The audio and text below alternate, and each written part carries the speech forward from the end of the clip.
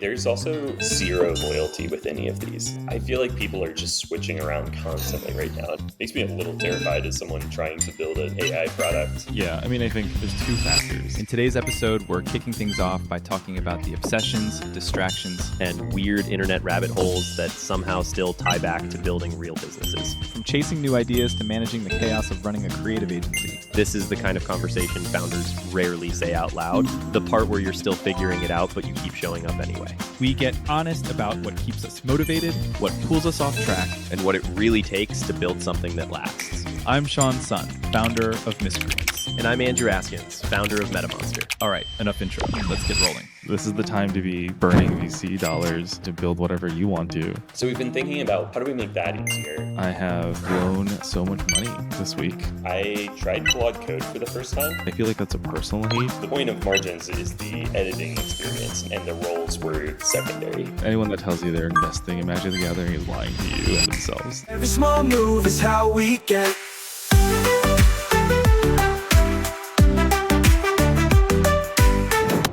What's up? Not much. Just hanging out. What's up with you? I have blown so much money this week. Last week. Yeah? Yeah. On something fun, I hope? Magic the Gathering. Are you like building a deck to play? Is this investing? Are you like trying to buy collectibles? Anyone that tells you they're investing in Magic the Gathering is lying to you and themselves. No one invests in cardboard. No one invests in Magic the Gathering. I'm sure baseball cards are profitable in whatever way. I'm building a deck to play, and also just like spending money opening packs. And I got really into it in high school, and I think it was like fairly okay at it. And this is my like latest like obsession, indulgence, addiction, all that stuff.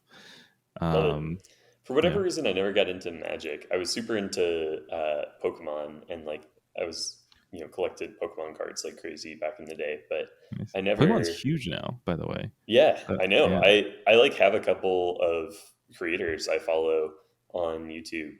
And it is really addicting watching people open packs. And then I also follow, do you know Coop's Collections?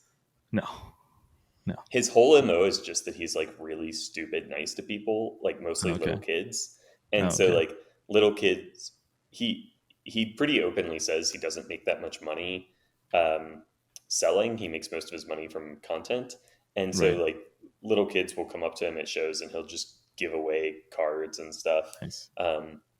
He live streams himself at shows, and so people will just like watch him interact. I see. And there's someone in his community who goes by the name Sweaty Booger. That's their username.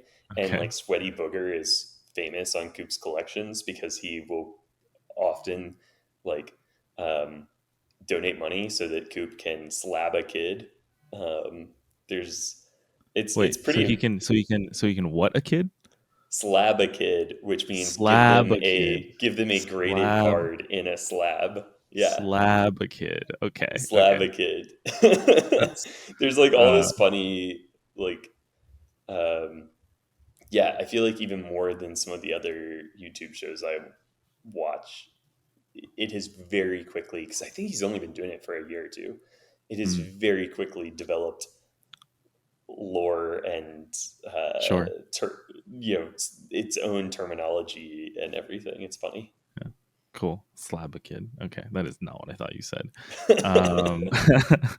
It's like Sweaty Booger's fucked up, man. It's almost as bad as that Twitch streamer shocking his dog.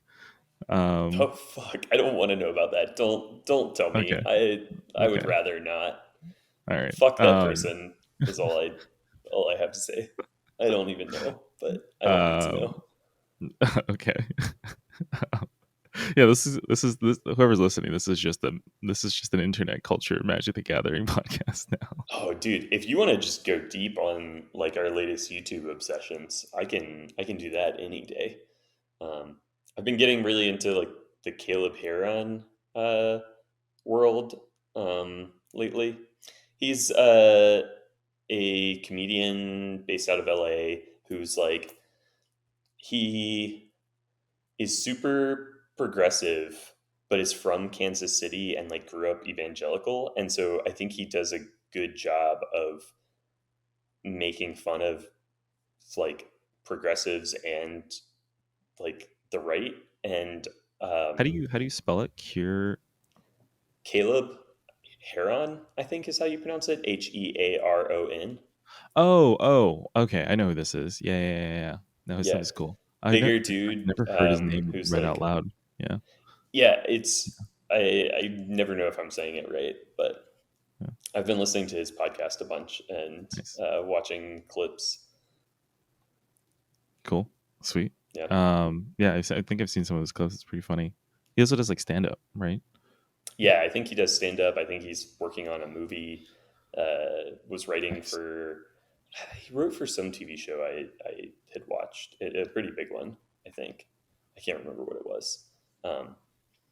Yeah, he seems Cool. like it's interesting. I feel like the more I get into like the Dropout world, and then some of these creators. Oh, he also blew up the other day because Rolling Stones ranked him higher on most influential creators than Mr. Beast, and Mr. Beast got like butthurt about it. I saw that. It was really funny. Yeah. So he's definitely not small. He's like big, but he's more niche, I guess. Like definitely has got most of his fame from like, YouTube and the internet, his podcast, than traditional media. And so, yeah, I'm sure to a lot of people, it's like he's been around forever, but I feel like he's kind of come out of nowhere for me, like in the last 2 years, maybe. And then, same. But then I start to realize how connected that world is. Like you realize that, big name comedians hang out with comedians who like, they all sort of came up together at this, trying to make it, and all cross paths. And so like, you don't have to be a big name comedian to have worked with and interacted with big name comedians. And so you just realize like it's a smaller world than it seems like from the outside, I think. Yeah. Makes sense. I think they're probably all like in LA, right? I feel like, and then LA or New York, it seems. Yeah. Cool. Sweet. Sounds like a good my latest internet obsession outside of Magic the Gathering is watching this guy shock his dog. So not watching this guy shock his dog, watching all the drama around him denying that he's shocking his dog, but everyone's pretty convinced that he's shocking his dog. I can't believe you missed this. I don't. I told you, I don't want to know. Stop telling me about it. All right. Fuck this guy. And we move on. Okay. All right. Heard. In other news, I finally have like a tiny margins update. Ooh, okay. Let's hear it. What's going on with margins? Remember like a million episodes ago where you were like, you should talk to like a buyer about it, like, or like a potential ICP, like another go talk to your customers. Yeah. Go talk to my customers. Yeah. So I went to go talk to my customers. Like, yeah, pretty cool. Makes sense. That's so like you got good feedback. Yeah, I sent him like it was more like in the middle of a conversation, and then I sent him a demo. It was like a very short exchange about it. I didn't actually talk to my customer. I texted my customer very briefly about it, but yeah, I mean, I very much want to work on it again.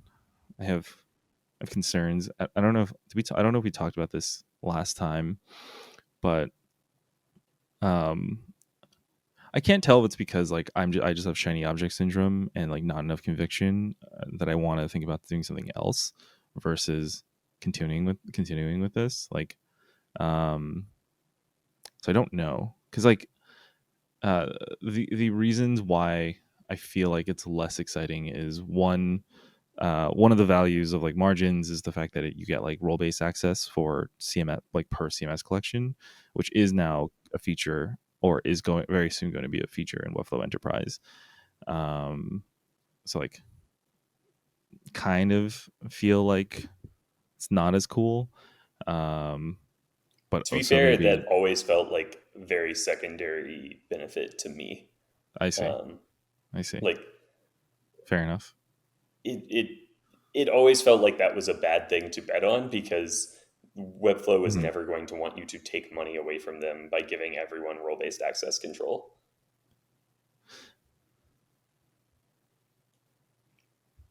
Like, I feel like the point of margins is the editing experience, and the roles were like secondary. Yeah, fair enough. I guess I wanted to, because one is like a B2B solution, and another is like consumer, or more on the consumer end. No, I don't think so. I mean, I think that like the editing experience is still a pain in the ass for Webflow agencies, right? I think it's a pain in the ass for anyone publishing to Webflow. I think it's more of a pain. I would say it's more of a pain in the ass for the client than it is for the Webflow agency. Okay. Yeah. I'm saying consumer. It's more like it's that area like of like Notion, teams, Airtable. right? Yeah. It's Yeah, I mean, I just don't like get betting on that a there's better a consumer prosumer element of people who use Webflow, but like I don't think that building a Webflow product inherently means you're building a consumer product. No, I don't think I'm building a consumer product. I mean that I think it's like I think what I'm trying to get at is like it makes me uncomfortable to like bet on the experience of a product and the experience being better versus like a hard clear security feature. Exactly. That's the part that I'm iffy on. And consumer apps are like win on giving you a significantly better experience than the previous one. I think that's how consumer apps differentiate themselves versus B2B. We have more clear delineation. So I think there's probably a way to position it that's like, yeah, the value is still that you're giving people a better experience, but you don't just say that, because like I think there's probably a better way to frame that's more specific and tactical. I think so. Custom blocks,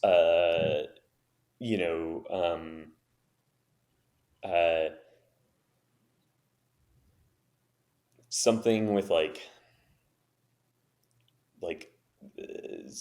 certain formatting, or I don't know enough about the space to know exactly what it is, but I think that there is probably a way to frame it that is still feature based, like clear differentiator based. Because I agree, like just saying we're a better experience is one of those things that's like everyone says that, and half the time it's wrong. It's a worse experience, and like and so it is a tougher thing to differentiate on.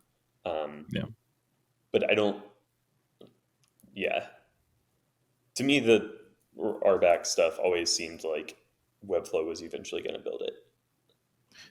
Well, to be honest, I think Webflow is going to build both of it, like because they've. I hope they build a better CMS 100%. At some point, but they haven't made much progress on that in how long? Yeah. I mean, I'm sure there's I think there's plenty of other things in the roadmap, and like you get by, right? Yeah, I mean, that's a good point. They probably wouldn't. If I were Webflow, I wouldn't build this because I want people to edit in line in the blog post. Like, I want everyone to log in as an editor, or builder or designer, and then go and just open up the whatever CMS that you have access to, and then edit inside the post itself. Yeah, I mean, I think the other like major benefit is going to be the like custom block components where you can have tables and stylized tables like that, and then it just gets added as a custom Webflow code block. We'll see.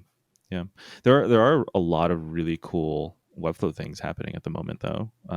Really? Like so Webflow has Webflow Cloud, which I'm still trying to figure out what the limitations are. Yeah, I remember getting kind of hyped when that came out. The idea was you could deploy basically mini apps to Webflow's cloud so that they sit like right alongside your domain and your website, right? Yeah, exactly. So people have people have been testing it. It opens up this whole other side of like React. Okay, so the cool thing also is that like whatever thing you build in React, you upload to Webflow Cloud with their like code block spec, and now you can use like Webflow's component properties. So like you can change like text size large, text size small, or whatever sort of thing.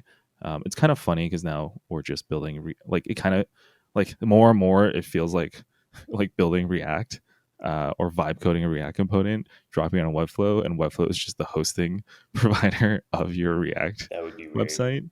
That would be kind of a mess. Yeah, it is kind of weird. I mean, it's kind of weird and it's kind of cool. Like there is something to be said about like being even more technical, building out components, giving marketers like more React components that they can build landing pages with and change those properties that here and there.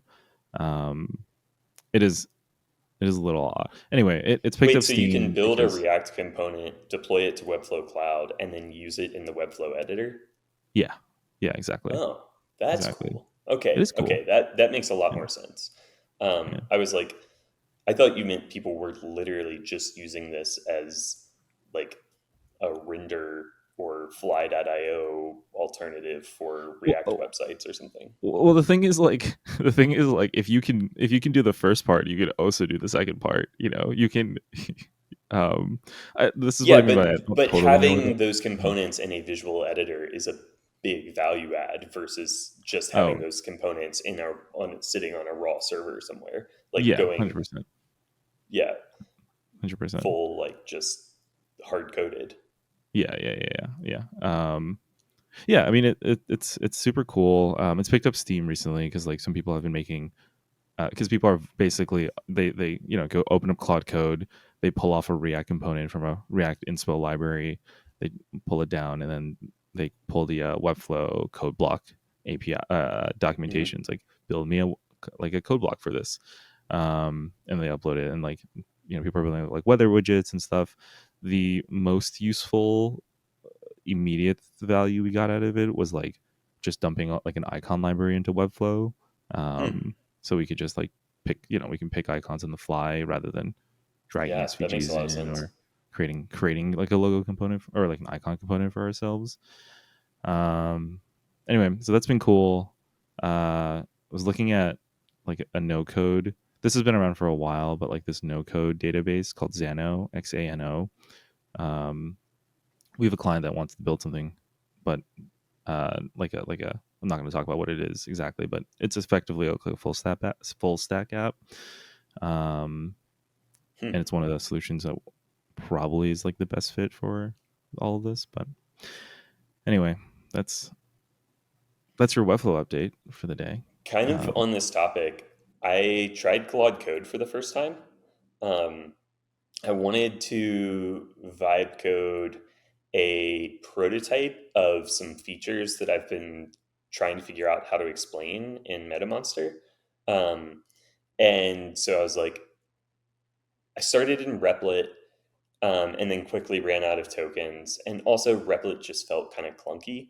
And so I was like, all right, let me use this as an opportunity to finally get spun up on Claude Code and try to lean into it and see if it could work for me for rapid prototyping of, wasn't something where I was expecting to like write the code and then just, merge it in, but I just wanted to prototype a concept and have something clickable and real that I could play with to show Austin. I was very unimpressed. Like, I feel like people have raved about how amazing Claude Code is. It didn't feel drastically better than the cursor agent to me, and in some ways felt worse.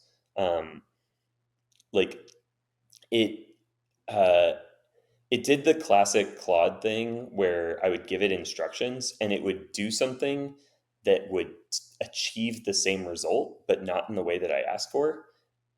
So like I was trying to experiment with using MDX Markdown, like this new version of Markdown, MDX, to create like AI generated reports that could have like components and graphs and things in them.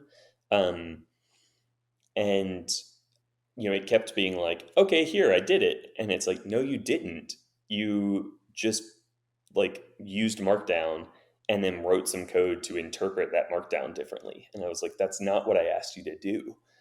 It also, I ended up fighting with like dependency errors for the first couple of hours that I was messing with it, which, that's not Claude Code's fault. Dependency errors have always been a thing, but it was still just very frustrating. It took me a long time to figure out how to switch from my Claude subscription to my Claude API. Yeah. It turns out all I had to do was log out and like re-auth the thing, and it had like a really nice like use your API key version like option, but it was like impossible to find in their docs anywhere. It was really like it was just really unclear. There was like stuff about environment variables, but when I tried to edit the environment variables, it like didn't seem to be loading. It was just a mess. And then you have to like enable the planning mode, and it's not super intuitive, I don't think, to like find the planning mode, to figure out how to enable it. And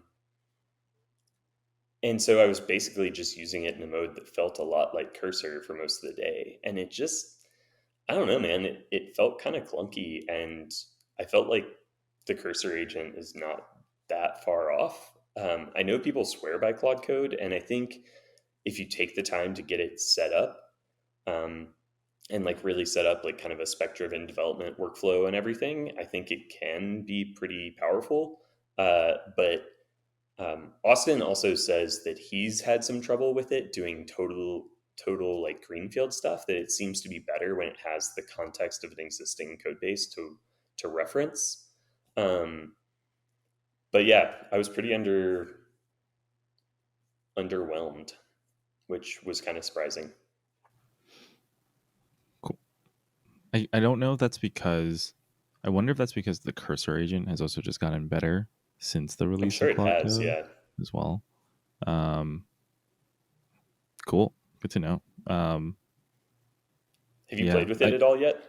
I have. I like it was okay. It was fine. I don't think I ran into the dependency stuff. I definitely ran into. It didn't feel better than like using Cursor or using Replit or Lovable or anything like that. Yeah, I think like the way I've kind of stacked it in my head is I like Replit because I can tell it to do something and then like come back 30 minutes later, realize I've spent like $13, but like it's built out a bunch of other things and it's waiting for me to check in. And I've liked Cursor because I can edit alongside whatever I'm doing, rather than like Claude Code feels like a CLI version of Bolts or Lovable. Or even, I mean, even Replit. But I don't know that I'd say it feels like a Bolt or a Lovable. It feels much more deeply ingrained to me. But it's still like, I've never been a big terminal guy. I don't like to live in the terminal. I like to live in like a code editor and minimize my terminal usage. And so I kind of like the little bit of one level of abstraction that Cursor gives you. I think Replit, the big nice to have there is just the like automated deployment, that it's all like kind of integrated. But I feel like actually getting into code and editing code and like stuff in Replit feels clunky. Yeah, 100%. And like going back and forth with the Replit agent for some reason just feels a little clunkier to me than going back and forth inside of a code editor. Yeah, I mean, for what it's kind of like, do you want it done with you or done for you? And like like the scale of that, right? Like, yeah, I thought it was kind of like, that was my problem with Lovable. I mean, I think Lovable has like code editing now, but in the beginning it was like, here's a really great done for you service. By the way, there's also zero loyalty with any of these. Like there's zero 100%. lock-in. I 100%. Austin was telling me that one of our friends from Grey Noise, Seuss, who was the first person who got him onto Claude Code, has already like kind of switched off of Claude Code and gone over to Codex. Nice. And I feel like people are just switching around constantly right now, and it makes me a little terrified as someone trying to build an AI product. It feels like there's very, very little lock-in. I mean, I think for what it's I think there's two factors. So going back to like people devs raving are crazy about, and always early adopters are always going to adopt.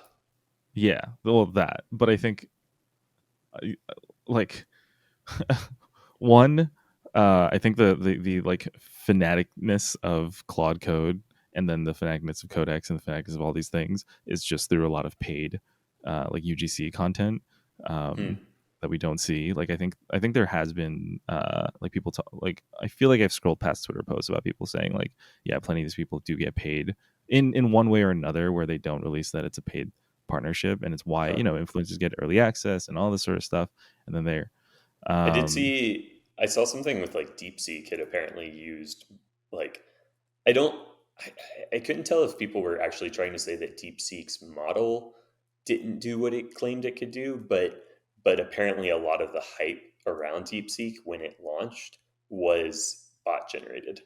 It was like bots. There was like a big botnet of I believe it. Yeah, like fake Twitter accounts that sort of got the ball rolling, and then from there, it kind of went viral on its own. I believe it. Yeah, and then I mean on the other side, there's also like, it just feels like Uber and Lyft all over again, which is great. I like this is the time to be burning VC dollars to build whatever you want to. I mean, I think if I'm doing any like real development, I've only like used Cursor for it because I want the sort of like integrated sort of co-pilot experience where I'm checking things off and I'm undoing things like choices it's made. It's like we had to build like a mini React thing for a client, and I was on like the last mile there, and there's no other option. So anyway, how's MetaMonster going? So I think last week I told you we were going to take a week or two and explore building a ChatGPT app. Yeah, for Chart Juice. Yeah, for Chart Juice. Mm-hmm. Ditch that. We got a weekend. Okay. We got a weekend. Austin got something like rendering that technically worked, but it was clear that it was going to take 2 or 3 weeks at least of additional work to get it to where we sort of envisioned it being. ChatGPT does have a native like sort of chart widget component that is pretty limited. It doesn't give you a whole lot of editing controls, but it still felt like it was probably good enough for 80% of what people wanted. And so didn't seem like the opportunity was as good as we thought it might be. And then just the whole process felt like maybe a little too new. Like on the one hand, I think there's definitely an advantage to getting in on a platform when it's still rough around the edges. The documentation isn't great. Like those hurdles, if you can get over them, are, a little bit of a moat. It'll give you a head start on the people who aren't willing to, slog through that shit. But it just, it didn't feel like Chart Juice was really, as good a fit as we thought it might be. And it was just, we looked at each other and we were like, do we want to sink, 2 to 3 more weeks of work into this, or do we want to get back to MetaMonster? And it was like, no, we want to get back to MetaMonster. So this week, the thing that we've been debating, so the prototype that I built was sort of my vision for where I want MetaMonster to end up, which is a world where the table starts to fade into the background a little bit and is treated more as just your knowledge base, and you can just you can dump a lot of data into the table, but you're mostly interacting with like with agents in other ways to make optimizations to your website. And so there were kind of three paradigms that I was playing with.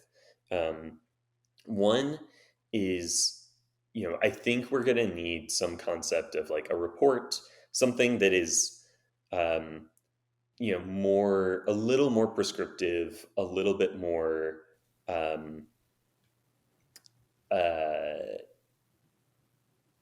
yeah, we're trying to find the balance between something that can be like, hey, you don't have to do a bunch of digging. We can quickly show you, like, give you some insights, and then give you quick actions you can take off of those insights. So, because we've just realized, like, MetaMonster takes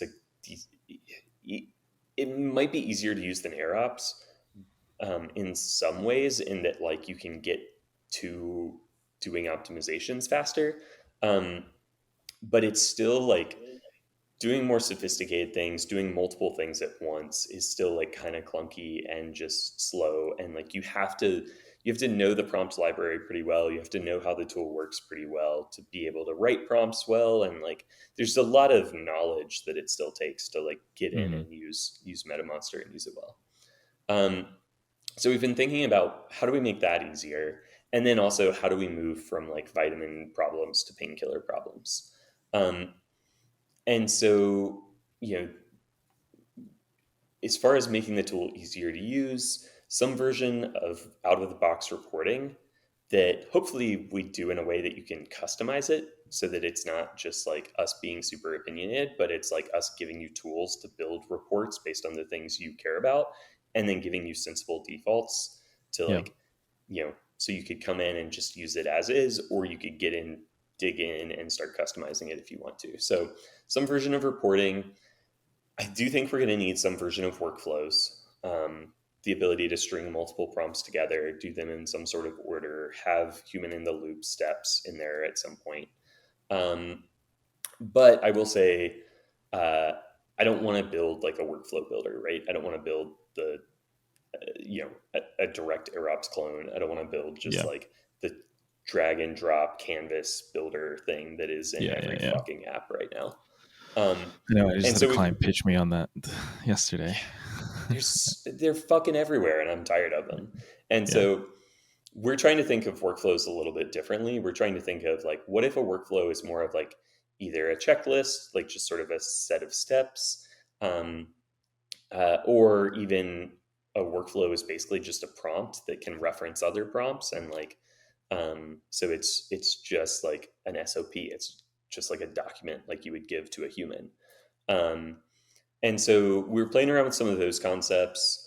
And then I was also playing around with like, what if you could interact with agents the way you interact with, human employees, and like, you can task human employees by sending them a Slack message, or you can task human employees by like creating a ticket in a ticket management system of some sort. And so it's like, what if MetaMonster had, this is something I've seen a couple of people do. Linear has started building agent integrations into Linear and like trying to make Linear a place where you can manage agents. But I started to get really interested in the idea of like, what if there's like a Kanban view of the work that an agent is doing in your MetaMonster project. And so it's like you could kick off workflows from Kanban. You could sort of see workflows happening in Kanban. You could, the human in the loop piece could come into play where it's like, okay, cool. This thing is paused because it's waiting for review. I can see that in like a Kanban view and come in and edit it. So we've been playing around with a lot of these concepts. And I think, right now there's two chunks of work that we want to get done as soon as possible. Workflows, like what is our first version of workflows, is one piece of work. And the real goal there is like make it easier for people to start seeing value in MetaMonster. I mentioned last week, we're getting 1 to 2 signups a day. but those people aren't activating. They're crawling sites, but they're not running prompts. So the idea there is, how do we get them to run prompts faster? Well, what if when you crawl a site, you could also pick a workflow, and then you just get an email at some point that's like, hey, you now have page titles, metadata, structure schema, internal links. Like, you now have like a full export of optimizations sitting here waiting for you. Check it out, make edits, and then run another site. So that's work chunk number one. Work chunk number two is more trying to solve the vitamin to painkiller problem. And step one on that path, we believe, is flexible tables. So right now in MetaMonster, the only way to import data is through a page crawl, a website crawl. And so tables are very much about your website on page data. If we can, and the only way to edit them is to run a prompt. If we can expand tables to be totally flexible so that a table is more agnostic to what it includes, then we can have import CSV, and you can start to import Google Search Console data, keyword volume data, AI search query data. And you can then build tables from scratch, meaning you could run a prompt to generate a bunch of queries that you want to track, and then you could capture the results of that prompt, and then, or you could import some keyword data and then do some research and generate content. And so it moves us, I think the on-page optimization is I think I have realized that even though people say it's tedious and time consuming and it's something they need to do and it's something you should be doing, it's optimization. It's always going to come after keyword research, query research, whatever you want to call it, topic research, research ideation, content creation, backlinking, reporting. Those are the things that are, and then on-page optimization comes it's a part of those, but it's not really going to supersede those, I don't think. And so we're trying to figure out, how do we enable some of those other workflows? And then at the same time, how do we try to make it easier to activate people and get people started? So I think we're going to work on, we've already started the table work. I think we're going to keep going down that route. We were kind of thinking about pausing that work and focusing on the workflows instead. But for now, what I'm going to do is I'm going to try to put together an offer of basically hand-holding, white glove onboarding. I'm going to call it complimentary onboarding. If you sign up for a business plan or above, I'll meet with your team. I'll write prompts for you. I'll set everything up for you, which I would already have done, but I haven't really marketed that and tried to make that super obvious. So I'm going to try to put that offer out there more and see if anyone bites on that in the meantime, while we do this table work, until we can get to the workflow work to try to help with activation. Sweet. You could do it for a service for us. Huh? Yeah. I said, sorry, two things. One is you should totally do it for us as a consultant for some of our clients. But separately, I'm a sucker for anything that's productized service as a way to grow, a SaaS app, or bootstrap. And right now, I'm not even talking about charging for this, right? I'm not really talking about this as a productized service. It's just like it's an offer to try to get people to bite on one of the plans. For sure. It is a productized offering. Yeah, it's a productized service offering. Yeah, for onboarding, basically. Yeah. Cool. Yeah, I mean, I think it makes it stickier. I'm kind of curious to see how it goes. Are you going to set up like a different landing page for it, and how are you thinking about?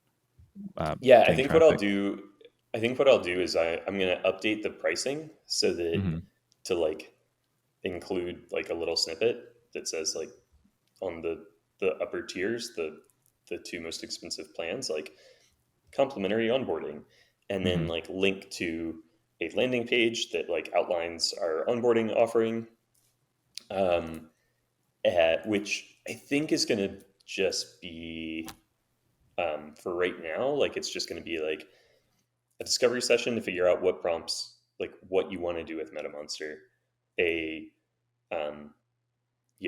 Then we go and write the prompts for you, test them.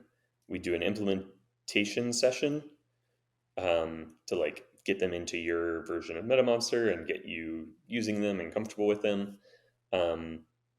We do a general training on like just how does MetaMonster work, how do you use it, and then we do have a follow-up check-in,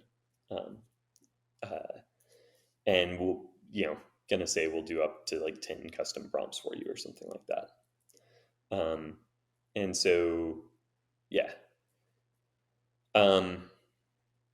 that's what I'm thinking right now. And then we will, and then I'm also going to we have like a little banner at the top of MetaMonster that has been, just telling people, hey, we built something new. Just like click here if you still want to access the old version of the app. And so we're going to replace that with like a CTA for all free trial users, so that it's like, hey, if you upgrade, we'll onboard you for free. Sweet. Nice. And see if I don't know that anyone will take me up on it, but worth a shot. And then I'm also, I'll try to work it into our email drip campaigns and to like our onboarding emails, and then try to work it into my sales cycle. So cool. We'll see. I don't think it's going to be a magic bullet. If we get one or two people who take us up on it, great. If no one does, fine. I still think we need to build the table stuff and then build the workflow and the like reporting and recommendations and all that. So yeah, I think it's a good thing to bet on. All right, excited to see how it. How long do you think you're gonna try running that experiment for before you are like, until we either build something in the product that makes it less necessary, or I think we'll probably always offer some sort of complimentary onboarding to like upper end customers, because like I want to get FaceTime with them and train them and get them like deeply integrated.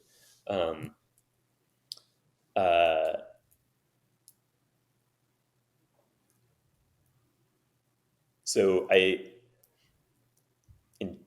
indefinitely, like I think this is just something that should be a part of our offer until it like we're at a point where it doesn't make sense to offer it anymore, which we're a long way away from.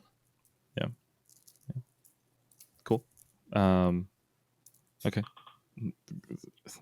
Excited to check in like 2 weeks, see how it goes. At some point we might start charging for onboarding or something. I've also thought about like, do we want to do a productized service where we're just using MetaMonster to do SEO work either on your behalf, or, which I'm guessing that's more what you were talking about when you were talking about us like doing stuff for clients.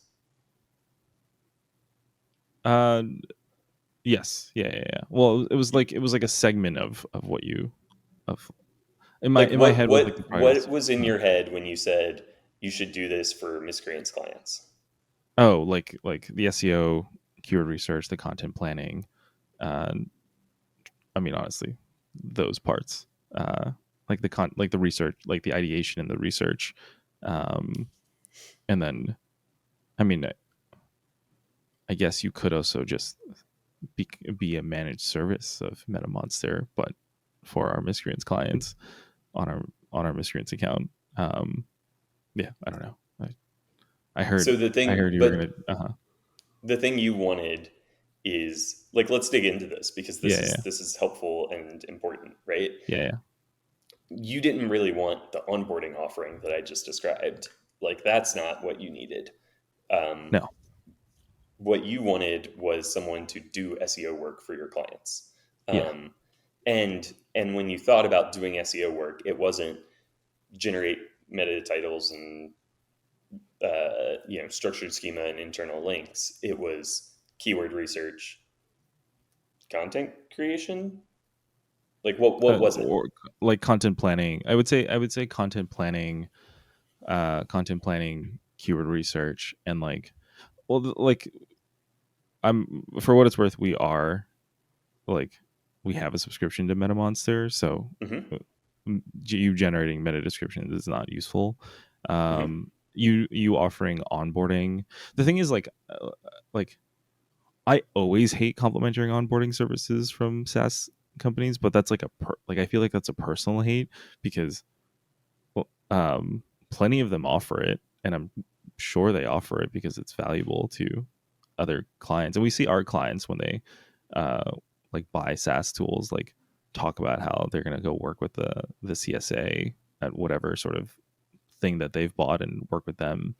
But like I've always just rolled my eyes at like onboarding. It's just but I'm also someone who hates reading the instructions manual, and I just unless it's like Lego, but like I'll figure out how to do the IKEA thing myself,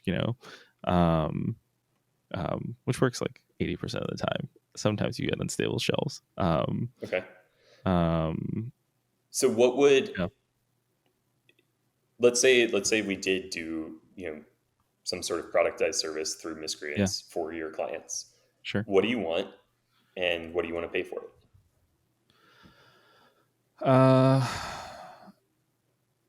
You want keyword research and content planning. I want keyword research, content planning. I want depends on what you mean. Primarily for clients where you're building like brand new sites or existing sites. No, they have their existing sites or like post launch when we taking them onto a market. So like, okay, what I do for clients, I would like to delegate to someone else, right? Which is we've launched your website. It's time to do marketing work. First, we'll do keyword research. We'll build out like we'll do keyword research. Well, sorry, we'll actually do like strategy first. So we'll also figure out like what the buckets of your content pillars are. Sometimes we do that earlier on. I would call that topical research. Like, what topics do we want to build authority around? Yeah. What are our content pillars going to be?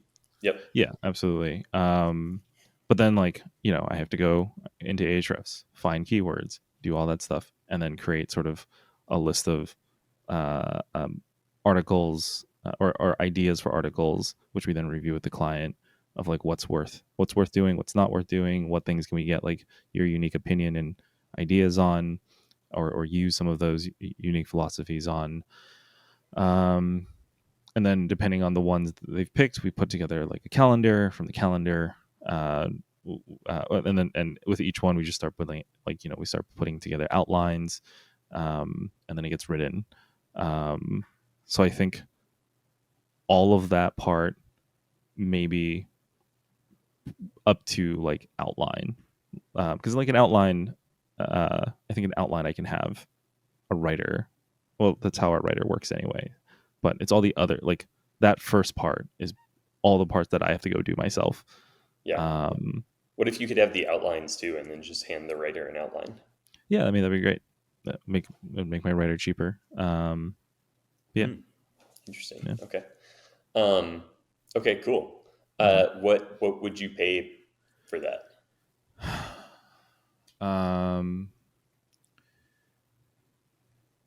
So no outline, as in like no content brief.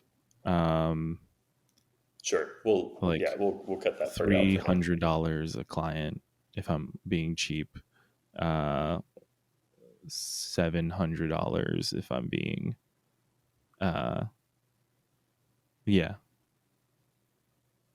if I'm being not cheap. It might still be cheap. I don't actually know how much people charge for it.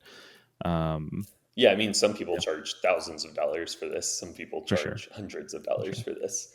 I would pay someone $6.99 for the work. Okay. And what you want is basically like a content strategy and plan. But so the calendar too, or like with the calendar.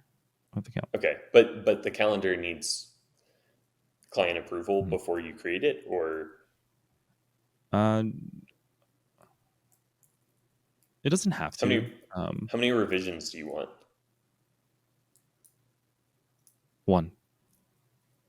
One round of revisions? One round of or revisions. Just like, so like you get the plan, you take it to the client, you bring it back and say, we want these changes, and then make updates. $6.99? Yeah. Okay, we should do one and see how it goes. Cool. Good sales call. Nice. Do you have any clients right now that you could do that with? Yeah, absolutely. I'm thinking of like 4 of them right now. So okay, cool.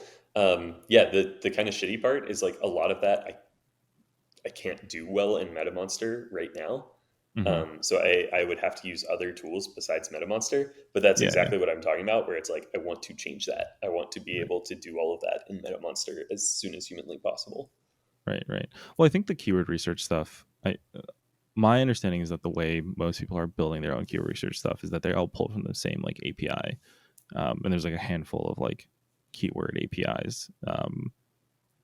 And they just build a wrapper around it. And then, like, I don't know if this is true about these SaaS apps, but like I've seen like keywords everywhere or keywords whatever, or like all that sort of stuff. So I mean, I just use Ahrefs for it, but Ahrefs, SEMrush. So the thing that most companies build off of is there's a company called Data for SEO that has a bunch of like data sets and APIs that you can use for various SEO tasks. I was just talking to a friend who's building like a keyword database right now. And I dug into it some more with him, and apparently like Ahrefs, SEMrush, all of them, it's all built off of Google Ads data. Yeah, that makes sense.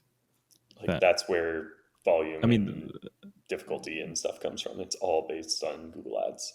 Yeah. I mean, that's like, you can literally go on Google Ads and like do the same thing you do in Ahrefs, but in Google Ads. It's just clunkier and like meant for ads. So what is what always kind of makes me like wonder what why build a keyword database SaaS app or like a keyword research app. This is separate from like MetaMonster, right? Like this is just folks who are building a SaaS app and then building like a keyword database or something. It always makes me wonder, like, what is the point of that? Is it because it's niched down into a sector?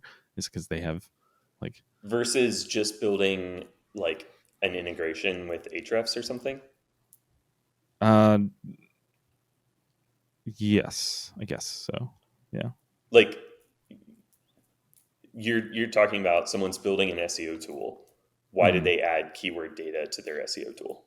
No. Sorry. Someone's building an SEO tool, but the SEO tool they choose to build is like a keyword research tool. I've never understood that because there's so many of them. I guess the point I'm getting at is like there's so many of them, and I don't understand how one keyword research tool actually differentiates from the other. So a lot of them don't like. So I think again, it comes down to what are people willing to pay for, and more and more I'm becoming convinced that like the things SEOs are willing to pay for are keyword research.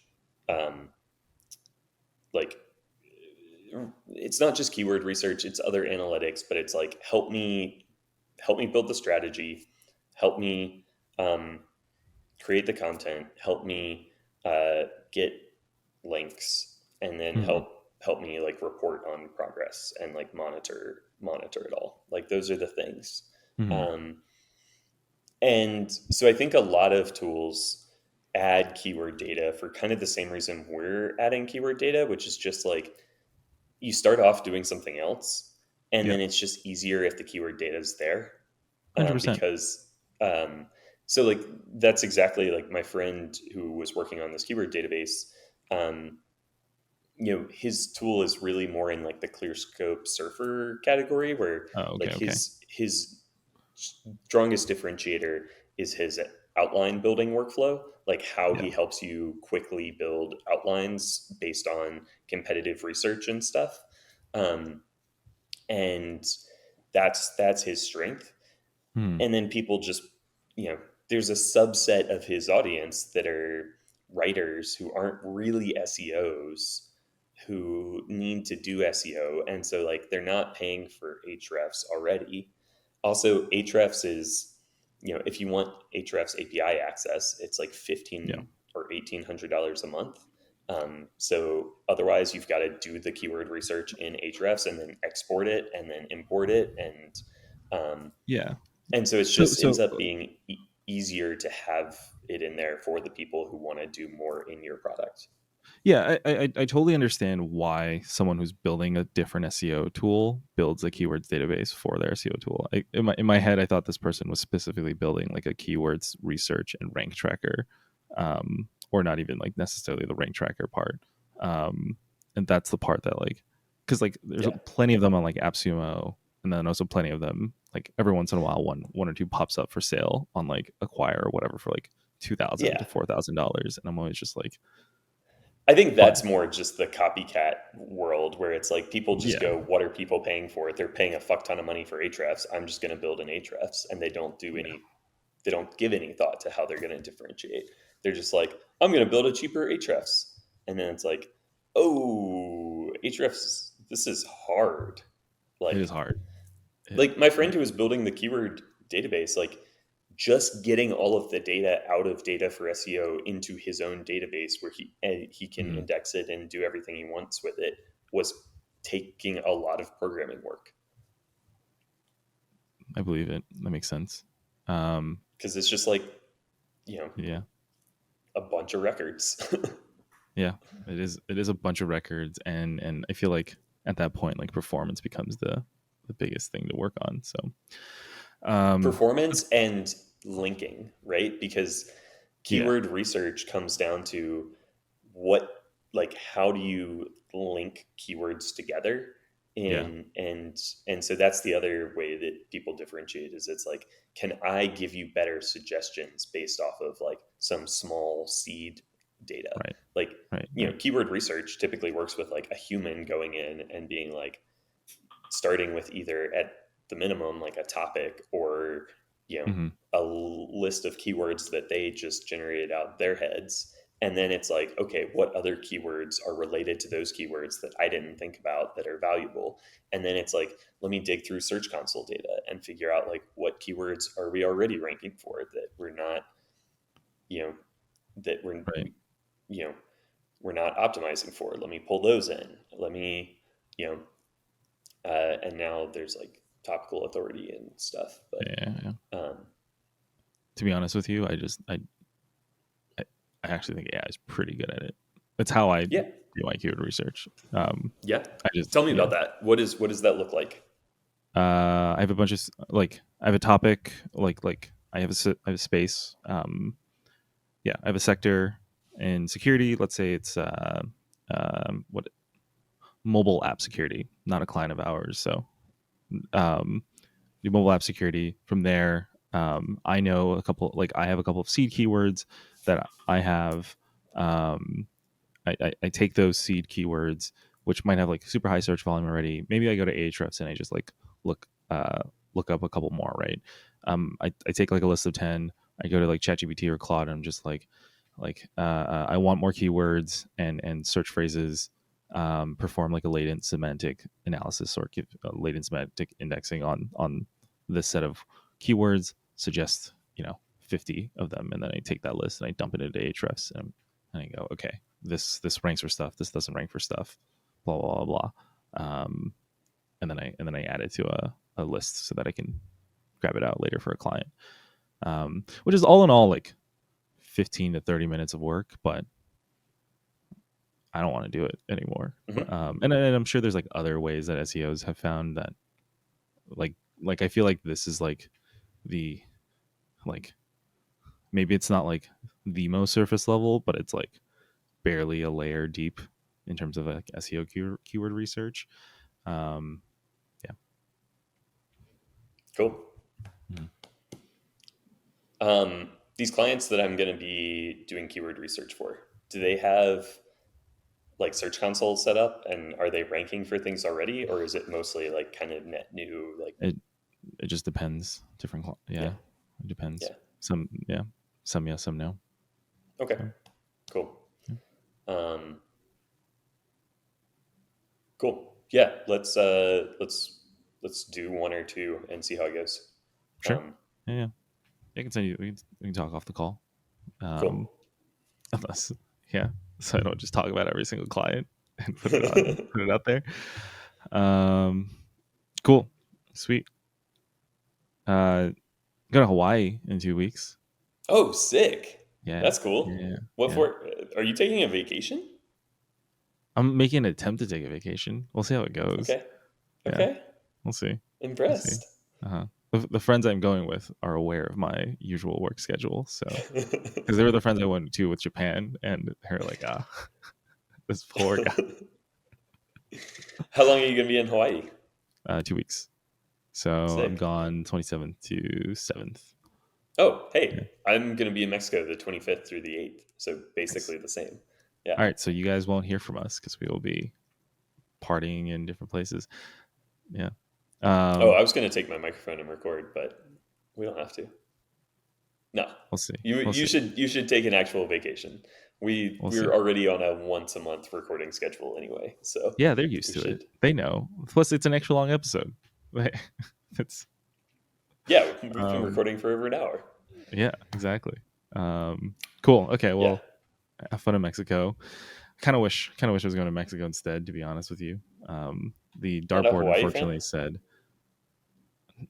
It just feels like the outside, it feels like the fun things to do in Hawaii are like, I was gonna say touch grass related, but like sand related. It's like swim in the beautiful water, go on some beautiful hikes. Are you a hiker? Do you? No, I don't understand why people like hiking. Okay, look, sorry. I understand why people like taking a walk in the woods. I get that. I understand why people sometimes like to take an elevated walk in the woods. I get that. But then it's like where the hiking becomes more climbing. It's just not enough stimuli for me personally. Like if I'm going to take a walk, I might as well walk in downtown Manhattan, and like possibly pass by a shop. Yeah. I can just walk for hours and hours and be totally happy. Like I love the physical act of moving and walking and just like foot. And I can like hiking through the woods. Mm-hmm. Like I would ideally prefer a hike with some scenery, but I'm also happy just walking through the woods.